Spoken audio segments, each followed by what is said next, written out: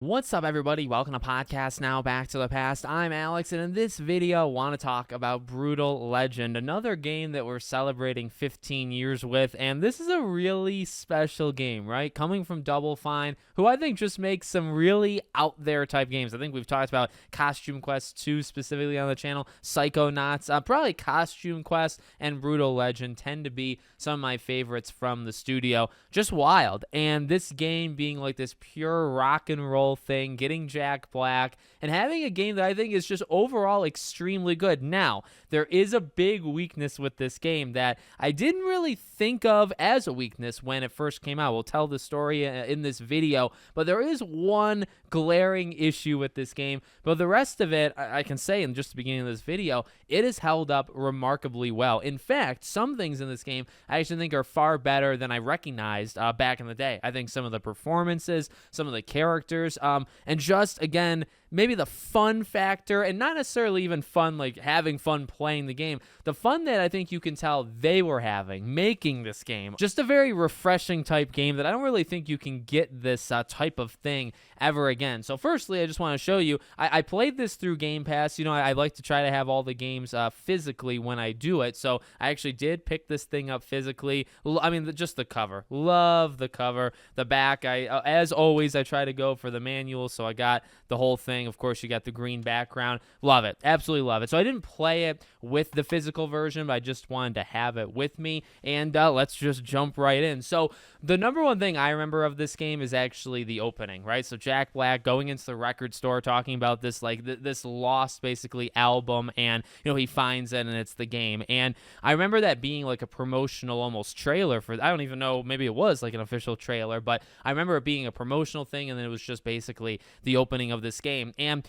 so when I first played this back in the day, again, you know, back in my renting phase, 2009, you know, I've talked about like the Alan Wakes of the world, and I think 2010. So I rented this game, and I would play this with a close friend of mine, and we really liked it. One thing, I didn't really put too much stock in were the performances, but playing it again now, I actually think the performances in this game are extremely good. Whether it is Jack Black, who I think, you know, it's a different kind of performance. Like, you're not going to look at it like to a Troy Baker doing, you know, Joel in The Last of Us. You're not going to look at it like that, but I think he has a lot of fun. I think there actually is a good amount of genuine emotion in terms of some of the stuff with characters that, you know, happens in this game. I think Jack Black gives an awesome performance, and not just him, but characters around him like Lars, or one character that really stood out to me upon playing, and now I actually didn't know Jennifer Hale is the voice actress for her, Ophelia. What a great character. You know, the things they do to her in terms of like the mystical, you know, mystic arts kind of, what they do to her towards the end of the game, I still feel is pretty rushed. And I almost feel it comes across almost unfair what they do to her, because it's like, I don't know if that is exactly what have happened. Like, if you are Jack Black's character, right, in this universe, would you have handled it the same way, and would the scenario have played out? But I think actually, whether it's the villains or whether it's the supporting cast, I actually think the characters in this game are very, very good, and much better than I thought they were back then. Back then, I kind of just looked at it as this is a rock type thing, and you can still absolutely respect that now. Like, some of the music, when you're in the car and stuff, you know, you just hear the influence of, you know, the heavy rock, you know, even the Jack Black type influence. Of course, you know, Ozzy is in there as a support type character to get you upgrades and stuff. So you see that, and, you know, the roadie type angle where you're taking things on the road, and, you know, he's like an all-time roadie, but, you know, the band sucks and he's transported to a different universe that's kind of like all about metal, or he kind of injects his own life basically into it, right? I really, really like it. It's a very clever concept. It's a very clever story. It's, again, some of the characters, supporting characters, villains, etc., are extremely good. Some of them are more based on, I didn't even know Tim Curry is, you know, the main villain in this game. Very, very cool. So I was really impressed with that upon playing it now. That is, I would say, the main strength of the game is more of the performances, story, creativity. The other side of things is, okay, well, what about the gameplay? What is this game? Well, the gameplay in this game is kind of broken up into two different things, right? Most of the game, I like. There is one thing that I don't like, and, as I said earlier, when I first played it, I didn't mind it. So it's the tower defense, and for me, when I first played it, I thought, this is kind of cool. I never really played those type of games, the more strategy, tower defense type things. I can respect the strategy. I can respect building up the bases, and you want certain things, and you want certain, whether it's people. It depends, I guess, on the game. I actually have played games in that category or in the genre over the last 10, 15 years of my life, and I do respect them. I do like them. I'm not very good with them. I think the problem with this game is it's a pretty good hack and slash beat 'em up. That is what this game basically is. And then it tries to also inject tower defense with it. And that's really not even right away, but later on, once it gets more complicated or once it gets more difficult, it gets insane with the mechanics. And so, just the normal hack and slash type thing, I mean, using your guitar to light them on fire, using the the face melting riffs, and you got all the different kinds of riffs that you play, and you have to do the quick time events. I mean, I love that. Again, I think that's the creativity and the infusion of the metal and the music type thing, putting it into the game, right? So I really like that. I like just the normal kind of melee attack thing. I think they do that really solid, and there's upgrades for it. I think the car is actually very good. I didn't remember originally, but the car, it'll actually flash its blinker depending on which way the objective is. And the side stuff in the game is fine. It's something that I would expect from a 2009 Double Fine game where they're trying to make it semi-open world. It is an open world, but eventually you're going to move throughout the map. Things are going to become locked to you or open up depending on where you are in the game. And there's maybe 4 to 6 different side missions, right, that'll repeat itself over and over again. They're pretty okay. I mean, I like the racing because I actually think the car mechanics are very tight and they're very solid. They flex those even in some of the missions where you're just driving and things are exploding and you have to dodge, holes in the ground and whatnot. I think the driving stuff in this game is actually, again, maybe underrated. So that stuff is fine. It's definitely used for padding. It's used to give you upgrades. But, look, at the end of the day, you're kind of stuck with what you have, and you got to get used to the core mechanics of the gameplay and then the the tower defense type stuff. And the tower defense is definitely where the game starts to suffer. So upon the first couple times, doing it, it's really not that bad. I like the idea that there's all these different factions. I also almost like the idea, actually, no, not almost, I do, throughout the game, you're assembling an army. And I think from the story, side of things, I think that's really, really cool. Once you enlist these members, whether they're the headbangers or, the girls or, any of them, they're very cool. And again, I think they do a good job of injecting them, or you find them kind of casually in the main story and they just join your crew. And again, you're taking everything on the road, and, then you'll build up your main concert stage, right? And then you'll start to, put out the different group members or factions or whatever you want to call them. So I think all of that is fine. I think the idea is clever, or it's cool. And again, I think the idea of fusing these two very different types of game styles is an interesting one, and it works sometimes, but then it doesn't work other times. Look, when the game is pretty straightforward and you're kind of just going literally forward, or when you're defending against the zombie type ones, it's really not that bad. It's actually kind of fun. I like overloading the allies to just absolutely wipe the floor through the enemies. Not even flying through, landing, and then doing the face melting guitar solo, and then you can eliminate 20 members.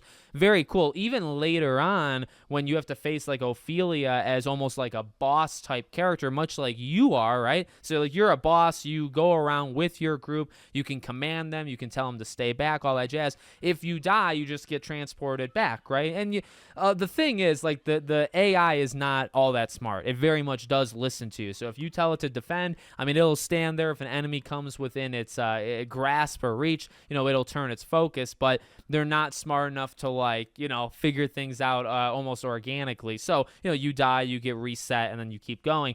It is cool, to battle and oppose, and you do that, a couple different times, not just with Ophelia, but okay, you do that, fine. It's only towards the end when things are really, really big, when you're focusing on towers, when you've unlocked all of the factions that this game has. I don't remember what the big truck is called, but the really, really big one that's the catapult one. once you get there, the last 3 or 4 times you do it are just absolutely abysmal. They are, and it's odd because like it doesn't change too much about the gameplay, but I think it just continues to throw more enemies at you. It tries, I think, to get a bit more strategic towards the end. One thing that I realized quite early is it's not that hard. Like the hack and slash stuff, if you mind your spacing and you back up, you can block, but you can't block that much, right? Okay, whatever. But as it keeps going and it gets a little bit more challenging, I don't think the tower defense strategy that they give you is suitable. Like, I don't think it actually matches the difficulty that they're throwing. So it really does become something that they just rely on too much, and it almost becomes too repetitive. Towards the end, it's basically transport mission, then the tower defense, then another tower defense, then a transport mission, then a cutscene. Then it's the same things. It gets very much in a rhythm, which the beginning or first half, let's say, of the game doesn't have it. I think it's probably because it's establishing itself. You're getting all these different factions. You do more like hand-to-hand kind of stuff, close combat stuff. It's only towards maybe like 35% of the way through that you start building those concerts. So that is something, again, when I first played it, I really didn't notice. Like I actually kind of didn't mind it. I don't think I thought it was like the most fun in the world. I think I thought it was strange, but it was what it was. Playing it now, it's like I actually think the game was solid. Like there was an established game there, and again, I think like the hack and slash stuff was more than enough, and like the boss fights and all that stuff. And then they took it one step further and said, hey, can we inject this this tower defense type system in? And it's like, well, you can, and I think the faction thing is cool, but there's just not enough tools to get everybody on the same page. And you're waiting for certain towards the end, you're literally waiting for certain groups because like they have to do certain things or they're going to get destroyed. So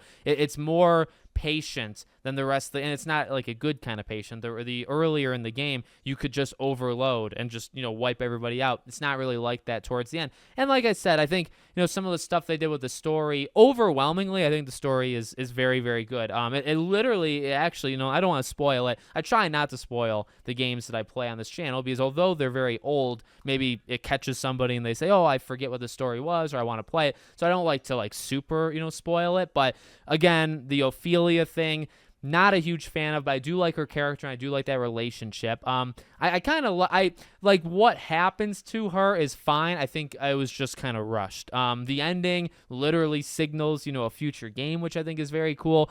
Jack Black's his character's like history, which I think is actually pretty darn cool, and like the legacy of his character with his dad. Let's just say again without spoiling it, it's a very cool and nicely crafted story. Again, I just want to circle back to that. I think the characters and the story and the premise of this game are extremely good. It kind of feels like literally the perfect 2009 game, right? We've been doing several of them recently with like the Infamouses of the world and Prototype, and while Prototype I think is maybe my favorite game of 2009, it tends to be a cool concept or a cool idea, or maybe the character's good, or maybe the story's good, but a lot of those games didn't have the full package to get. At least that's what I'm kind of noticing going through. I'm actually going to play like Dragon Age, Batman Arkham. Now I think some of them are a little bit more well packaged, like those two. Prototype I think is also well packaged, but Brutal Legend just feels like one of those games where it's got a lot of strengths. You have to think also for Double Fine, and that's something I got to keep in mind. Although we're talking about it 15 years later,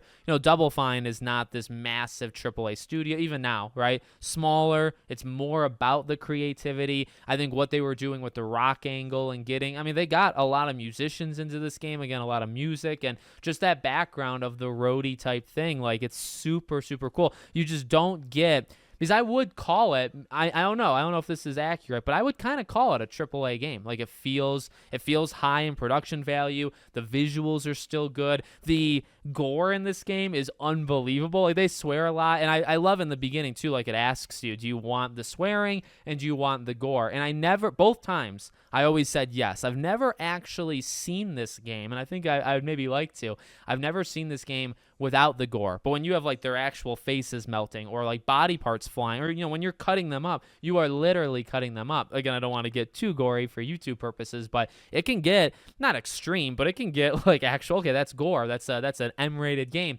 That is super cool. Like I think they were pushing a lot of things, and for the time and for their size and for their ability in that like AAA space, like it feels like a meaty game. It doesn't feel any less than some of these other games. I mean, okay, like is it my favorite of like the Arkhams of the world and stuff? No, but like it feels like it could match like what 2009 was all about. I'm really impressed with this game, and I'm impressed that it can still hold up nowadays. I've always I talk about a lot of games from this era in terms of coming back. Brutal Legend is a game that I've talked about, like whether it's getting a sequel or whether it would be like a remaster. I think the tower defense thing is definitely something you'd have to work around, but I do think this game would actually work really well nowadays, and it sets it up for a sequel. I don't think a sequel, will ever happen. I think Jack Black has talked about a Brutal Legend 2 and maybe like a Tim Schafer and stuff, but I don't think it's well, number one, it's never materialized, and I don't think it's going to. I think maybe Psychonauts and just more like random one-off type things are kind of the future. I don't think we get the Costume Quest 3s. I don't think we get Brutal Legend 2,